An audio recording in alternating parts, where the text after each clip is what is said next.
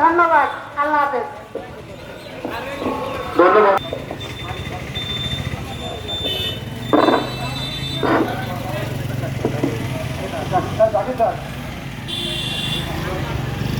এ পর্যায়ে বক্তব্য দেবেন মোহাম্মদ জাফর হোসেন, সহকারী শিক্ষক, পূর্ব হাজি আব্দুল রবি সরকারি প্রাথমিক বিদ্যালয়।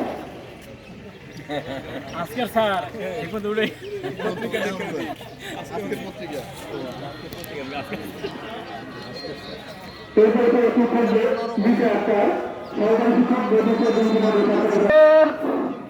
মানববন্ধনের আজকে সভার সম্মানিত সভাপতি সাহেব, উপস্থিত বিভিন্ন বিদ্যালয়ের সহকারী ও প্রধান শিক্ষকবৃন্দ, উপস্থিত সাংবাদিক বৃন্দ, আসসালামু আলাইকুম ওয়া রাহমাতুল্লাহ। আজকে আমাদের একটাই দাবি, যেহেতু অন্যান্য সকল দপ্তরে তুলনায় আমাদের এই শিক্ষক, সরকারি শিক্ষকদেরকে তৃতীয় শ্রেণী কর্মচারী করে রাখা হয়েছে।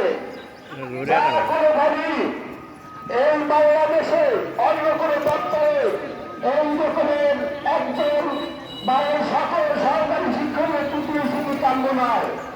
আমরা তৃতীয় শ্রেণী থাকতে চাই না। আমরা দশম গ্রেড পেয়ে মর্যাদা আসলে সরাসরি হয়ে